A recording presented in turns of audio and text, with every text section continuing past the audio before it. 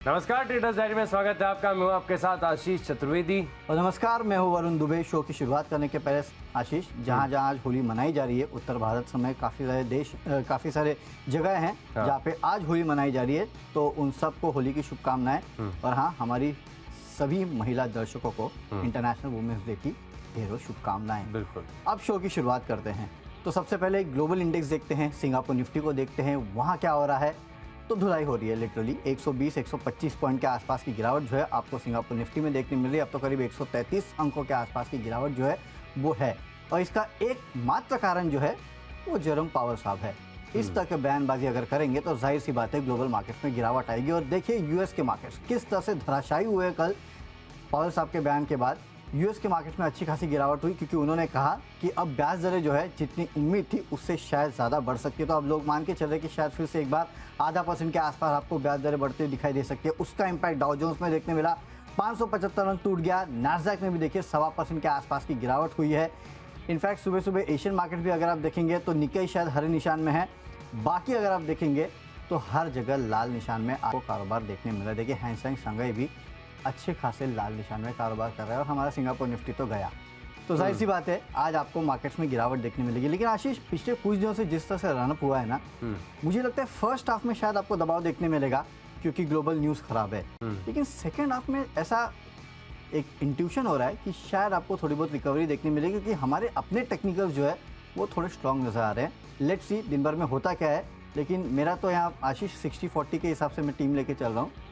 6 stock बेचने वाले हैं, 4 ही स्टॉक है जहाँ पे खरीद रहा हूँ, और वो भी खबरों के दम पे। तो मेरे पास आज लिस्ट में 3 स्टॉक ऐसे जहाँ पर बिकवाली कर रहे हैं। बिल्कुल आपकी से बिल्कुल सहमत हूँ, क्योंकि बहुत सारे स्टॉक्स ऐसे इंडाइसेस में अगर आप देखें तो चार्ट ऐसा बन रहा है कि अगर थोड़ी बहुत गिरावट आती भी है तो बाइंग यहाँ से दोबारा आते हुए देखने को मिल सकती है। तो कुछ बड़ी चिंता नहीं हो रही है, गिरावट जरूर है। 134 अंक नीचे एसजीएक्स निफ्टी नजर आ रहा है, लेकिन फोकस करेंगे स्टॉक्स के हिसाब से। और ढेर सारे सेल आइडियाज भी हैं, बाय आइडियाज भी हैं जहाँ पर आप रखेंगे नजर। लेकिन वरुण, होली का दिन है और आज हम ट्रेडर्स डायरी कर रहे हैं बहुत सारे जगहों पर, क्योंकि आज स्पेसिफिकली देखें तो पूरा नॉर्थ इंडिया आज के दिन ही होली मना रहा है। तो उन सबको मेरी तरफ से भी एक बार के लिए शुभकामनाएं। लेकिन शुरुआत कर रहे थे लिस्ट के साथ। पहले बताइए कैश का स्टॉक। ओके, चलिए। तो कैश का काउंटर है एनबीसीसी। यहाँ पे आपको खरीदारी करके चलना है। 37 के आसपास के लेवल आपको देखने मिल सकते हैं। 35.5 का आपको स्टॉप लॉस रखना है। दरअसल इस कंपनी को 3 प्रोजेक्ट्स के लिए करीब 541 करोड़ के वर्क ऑर्डर मिले, और 540 करोड़ का वर्क ऑर्डर एनबीसीसी को मिलना अच्छी बात है क्योंकि एक तगड़ा ऑर्डर है। इसके चलते हो सकता है कि आज आपको स्टॉक में तेज़ी देखने मिले। लेकिन याद रखिएगा, जो भी स्टॉक हम आपको बता रहे हैं, टारगेट भी आपको स्ट्रिक्ट रखना है और स्टॉप लॉस उससे भी ज़्यादा स्ट्रिक्ट रखना है, क्योंकि मार्केट जिस तरह से वॉलेटाइल है, जिस तरह से उतार चढ़ाव इनिशियली देखने मिल रहा है, पता नहीं कहाँ खुलेगा और किस करवट जाएगा। इसके लिए दोनों ही काफ़ी स्ट्रिक्ट रखिएगा। एनबीसीसी खबरों के दम पे 37 के लक्ष्य के लिए खरीदारी करना है। 35.5 का आपको रखना है स्टॉप लॉस। आशीष, बताइए आपने कैश में क्या चुना है? स्टॉक का चुना नाम है केपीआरएमएल, जो स्टॉक को मैंने चुना है। यहाँ पर अगर आप देखें तो टेक्निकल्स काफ़ी बढ़िया है, और आप देखिए इसके प्रीवियस सत्र में भी स्टॉक में 4-5% की तेज़ी के साथ एक ब्रेकआउट का कंफर्मेशन हुआ है। लेकिन आज फर्दर अगर एक मूव आता है तो अच्छे बड़े चार्ज पर ब्रेकआउट का कंफर्मेशन आ जाएगा। फिलहाल के लिए 625 रुपये के लक्ष्य लिए आप करेंगे खरीदारी, और 595 रुपये का आपको लगाना है स्टॉप लॉस। अब बात करते हैं फ्यूचर्स की। तो फ्यूचर्स के लिहाज से बिकवाली की लिस्ट हो जाती है शुरू। बेच रहा हूँ जेएसडब्ल्यू स्टील, जहाँ पर अगर आप देखें तो तेज़ी वाले बाजार में भी हल्का सा अंडर परफॉर्मेंस देखने को मिला था, और लगभग थोड़ी सी गिरावट के साथ ही स्टॉक बंद हुआ है। टेक्निकल्स फिलहाल के थोड़ी सी कमजोरी की तरफ इशारा कर रहे हैं, तो यहाँ पर फोकस करके चलेंगे। लेकिन कोई बड़ी डाउन साइड एक्सपेक्टेड नहीं है। 670 रुपये का टारगेट है, और करीब 682 रुपये का आपको लगाना होगा स्टॉप लॉस। चलिए, तो आशीष का पहला सेल कॉल आ चुका है। JSW steel, in fact metal stock जो है उनके आज ज़्यादा पिटाई होने का अनुमान है। वैसे भी ग्लोबली मेटल्स गिरे हैं, और जिस तरह से डॉलर इंडेक्स में बढ़ोतरी हुई है उसका इम्पैक्ट आपको देखने मिलेगा। और उसका इम्पैक्ट एक और कमोडिटी पे देखने मिल रहा है, और वो है कच्चा तेल। इसके चलते ओएनजीसी में आप बिकवाली कर सकते हैं 154 के लेवल के लिए। 161 के आसपास का आपको स्टॉप लॉस रखते हैं। वैसे तो आजकल ऐसा हो गया कि कच्चा तेल गिरता है तो इनके नुकसान है या फ़ायदा है ये कहना काफ़ी मुश्किल है, क्योंकि वैसे तो अगर आप पैट रेट देखेंगे तो जब जब कच्चा तेल गिरता है तब ओएनजीसी में गिरावट आती है। लेकिन आजकल ऐसा हो गया कि जब जब कच्चा तेल गिरता है तो विंडफॉल गेन टैक्स जो है वो कम होने का अनुमान भी लग जाता है। हालांकि वो आने वाले दिनों में पता चलेगा, लेकिन जो इनिशियल रिएक्शन है वो तो शायद आपको नेगेटिव ही देखने मिलेगा, क्योंकि कच्चा तेल जिस तरह से धराशायी हुआ है उसका इम्पैक्ट आज आपको ट्रेडिंग के लिहाज से ओएनजीसी में देखने मिल सकता है। इसके लिए आप बिकवाली करके चलेगा 154 के लेवल के लिए। 161 के आसपास का आपको स्टॉप लॉस रखना है। ओवरनाइट अगर आप देखेंगे तो कच्चे तेल में 3-4% के आसपास की गिरावट हुई थी, उसका असर आज आपको ओएनजीसी में देखने मिल सकता है। चलते अगली कैटेगरी जो कि है ऑप्शंस की कैटेगरी, और जाहिर सी बात है जिस तरह से बॉन्ड डील्स बढ़ी है उसका इंपैक्ट आईटी काउंटर्स पे होगा। इसके लिए ऑप्शंस में विप्रो ये स्टॉक मैंने चुना है। 390 का पुट ऑप्शन जो है वो आपको खरीद के चलना है। 14 रुपये के लेवल के लिए 9 रुपये के आसपास का स्टॉप लॉस रखेगा। आईटी स्टॉक्स उनमें भी आज पिटाई हो सकती है, अच्छी खासी पिटाई आईटी स्टॉक्स में हो सकती है। वैसे भी विप्रो का एडीआर अगर आप देखेंगे तो 1.5% से ज़्यादा की गिरावट जो है वहाँ पे देखने मिली थी। आईटी एज ए स्पेस सबसे ज़्यादा बॉन्ड यील्ड्स में अगर बढ़ोतरी होती है तो सबसे ज़्यादा रिएक्ट करने वाला अगर कोई स्पेस है तो आईटी काउंटर्स है। और हमने कल देखा कि यूएस के मार्केट्स में भी नैस्डैक में करीब 1.25% के आसपास की गिरावट हुई, और जितने भी एडीआर्स है आईटी काउंटर्स के इंडिया में उनमें अगर आप देखेंगे तो 1 से 1.5% के आसपास की गिरावट हुई है। तो आज आईटी काउंटर्स की पिटाई हो सकती है, और उसमें विप्रो एक वीक काउंटर है। वैसे भी मार्केट में जो अगर गिरावट आती है आईटी काउंटर्स में तो सबसे पहले रिएक्ट यही करता है। इसके 390 का पुट ऑप्शन आपको खरीदना है। 14 रुपये के लेवल के लिए 9 रुपये का रखिएगा स्टॉप लॉस। आशीष, ऑप्शंस में खरीदना है बेचना है? देखिए बेचेंगे ही, खरीदेंगे तो पुट ऑप्शन, लेकिन स्टॉक मतलब मंदी की पोजीशन है। हाँ, मंदी की पोजीशन है इंडस टावर में, जहाँ पर रखना है फोकस। ट्रेडर्स का ज़्यादा फोकस रहा नहीं है स्टॉक के ऊपर, लेकिन फिलहाल अगर आप देखें तो बहुत लंबे समय से एक अंडर परफॉर्मेंस देखने को मिल रहा है। स्टॉक चलने का नाम ही नहीं ले रहा। पिछले दिनों में जब बाजार में एक बढ़िया बाउंस बैक आया था तभी भी स्टॉक ने पार्टिसिपेट नहीं किया।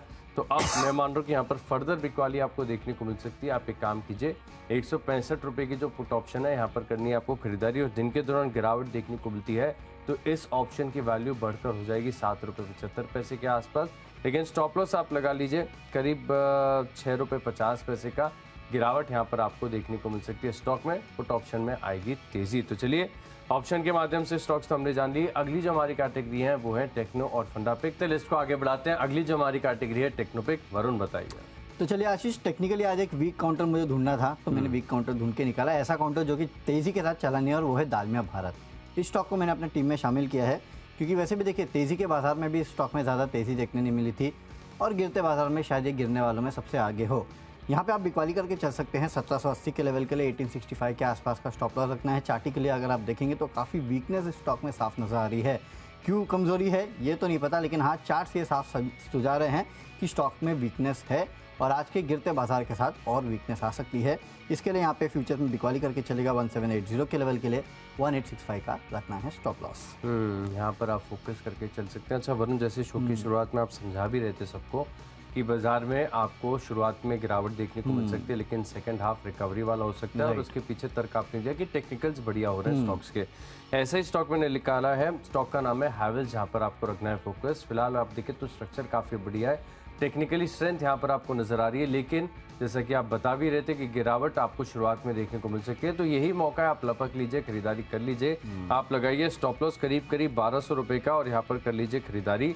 मैं मान रहा हूँ कि दिन के दौरान अगर रिकवरी आती है या फिर कल या परसों आपको तेजी देखने को मिलती है बाजार में, तो हैवेल्स 1290 के पार जाने का दमखम रखता है। तो यहाँ पर आप फोकस करके चल सकते हैं खरीदारी के लिए।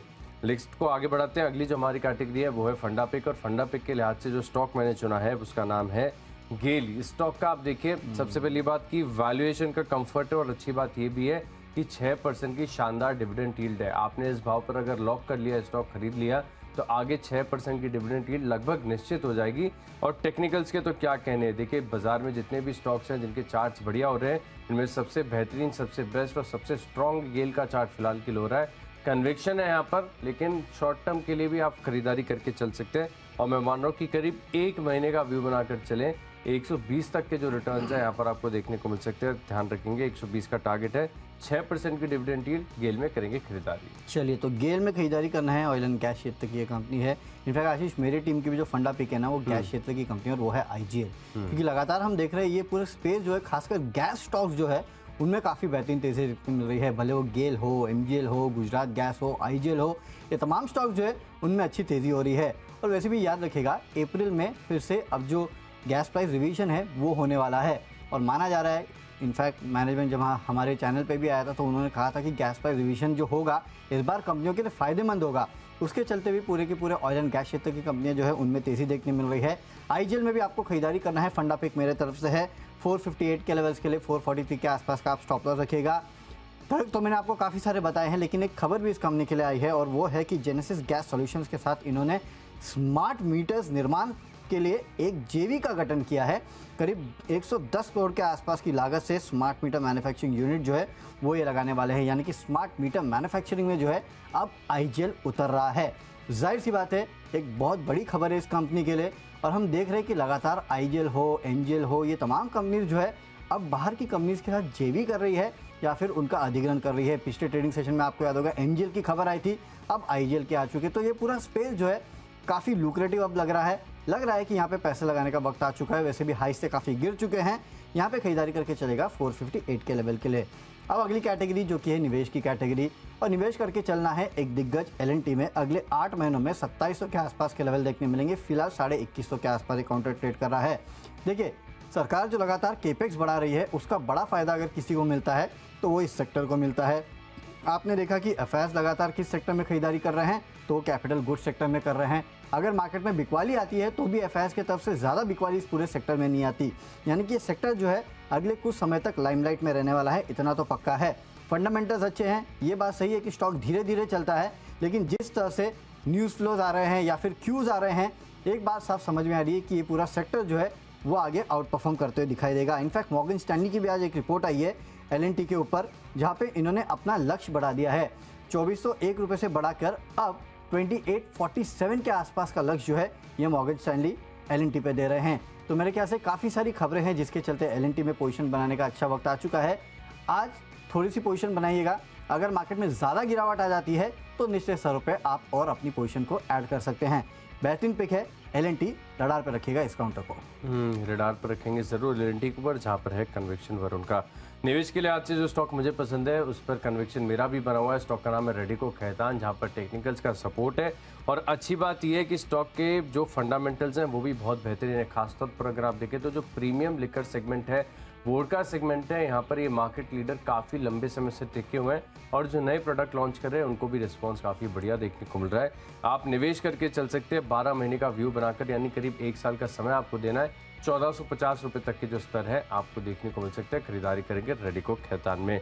अब बात करें खबरों की, तो खबरों के लिहाज से स्टॉक मैंने चुना है ब्लू स्टार। देखिए, वैसे तो कोई खबर कुछ खास नहीं है, इन्होंने डीप फ्रीजर की एक नई रेंज लॉन्च की है, लेकिन एक और तर्क ये भी है जो शो की शुरुआत में वरुण आप जो है चर्चा भी कर रहे थे कि कितना टेम्परेचर रिकॉर्ड हुआ है मुंबई में? 39 के आसपास रिकॉर्ड हुआ है मंडे को, और ये रिकॉर्ड है? हाँ, रिकॉर्ड नहीं है, इसके पहले 2011 में भी हुआ था, मार्च के महीने में था, वो करीब 41 के आसपास था मेरे ख्याल से, और अब जो है करीब 39 के आसपास रिकॉर्ड हुआ है। तो मेरे ख्याल से इस तरह की भीषण गर्मी अगर पड़ेगी मुंबई में तो जाहिर सी बात है जितने एसी कूलर वाले, वैसे भी एल नीनो की बात आईएमडी ऑलरेडी कर चुका है और कह चुके हैं कि मार्च मई में आपको अनुमान से ज़्यादा गर्मी देखने मिलेगी। और आशी, इनफैक्ट उस दिन मैं ऑफिस से बाहर ही निकला था, ऐसे लग रहा था किसी भट्टी में पहुंच चुके हैं। आई मीन इस तरह की गर्मी थी, अनबेरेबल गर्मी है। तो जाहिर सी बात है उसका इम्पैक्ट जो है जितने भी कूलर और एसी वाले स्टॉक्स है ना, उन पे आपको साफ देखने मिलेगा, इतना पक्का है। एग्जैक्टली, शायद इसी की वजह से कल सुबह जो है मुंबई में बारिश भी हुई है, बहुत सारी जगहों पर जो है बारिश की खबरें रिकॉर्ड हुई हैं। लेकिन फिलहाल के ब्लू स्टॉक मेरी तरफ से स्टॉक है, यहाँ पर आप करेंगे खरीदारी।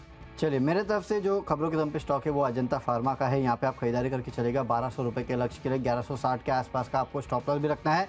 खबर यह है कि 10 मार्च को बोर्ड की बैठक है जहाँ पे ये कंपनी बायबैक पे विचार करने वाली है। तो इस खबर के चलते आज अजंता फार्मा में तेजी हो सकती है, खरीदारी करके चलेगा 1200 रुपये के लक्ष्य के लिए। बढ़ते हमारी आखिरी कैटेगरी यानी माई चॉइस की तरफ, और यहाँ पर देखिए पहला स्टॉक की लिस्ट में बिकवाली करनी है आपको अतुल लिमिटेड। यहाँ पर फ्यूचर्स में आपको करनी है बिकवाली।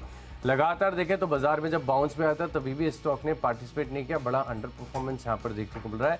टेक्निकली है कमजोर, तो लीजिए शॉर्ट पोजीशन 6870 रुपये के लक्ष्य ले, और 7106 रुपये का आप लगाइए स्टॉप लॉस। और दूसरा स्टॉक है मेरी लिस्ट में वेल्सपन कॉर्पोरेशन, जहां पर अगर आप देखें तो पिछले 3 से 4 दिनों में कंटिन्यूसली हायर हाइस के फॉर्मेशन आपको देखने को मिल रहे हैं, और साथ में कुछ खबर भी हैं जिसके चलते मैं मान रहा हूँ यहाँ पर तेजी देखने को मिलेगी।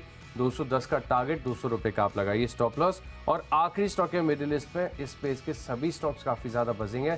वंडरला मेरे रडार पर था, लेकिन स्टॉक में ऑलरेडी हफ्ते में आपको एक बार बता चुका हूं। तो दूसरा स्टॉक मैंने चुना है वो है रॉयल ऑर्किड होटल, जहां पर आपको स्ट्रेंथ नजर आ रही है। एक बार मंथली चार्ट जूम करके देखिएगा, जूम आउट करके बहुत अच्छी स्ट्रेंथ और अच्छे पैटर्न्स नजर आएंगे। 245 का टारगेट, 236 का स्टॉप लॉस। चलिए, माई चॉइस में मेरे तरफ से तीनों की तीनों बिकवाली के कॉल है। सबसे पहले संवर्धन मदसन, यहाँ पे आप बिकवाली करके चल सकते हैं 81 के लेवल के लिए, 85 के आसपास का स्टॉप लॉस भी रखिएगा। मार्केट में गिरावट हो सकती है, जिस तरह से इनिशियल वीकनेस देखने मिल रही है सिंगापुर निफ्टी में, तो इसके चलते हाई बीटा काउंटर जो उनमें दबाव हो सकता है, जिनमें से एक मदरसन है, यहाँ पे आप बिकवाली करके चल सकते हैं। अगला स्टॉक है हिंडाल्को, यहाँ पे बिकवाली कीजिएगा 403 के लेवल के लिए 421 का स्टॉप लॉस रखना है। मेटल स्टॉक्स आज दबाव में रह सकते हैं क्योंकि यूएस के मार्केट में जिस तरह से गिरावट हुई है, खासकर यूएस का मेटल इंडेक्स जो है 3.5% गिरा है और एल्यूमिनियम स्टॉक जिसमें अल्कोआ का स्टॉक जो है 6.5% गिरा है। तो आज हिंडाल्को में दबाव हो सकता है, बिकवाली करके चलेगा। और आखिरी स्टॉक है टाटा स्टील, जहाँ पे आपको बिकवाली करना है, यहाँ पे 103 के लेवल के लिए बिकवाली करना है, 107.5 के आसपास का स्टॉप लॉस रखेगा।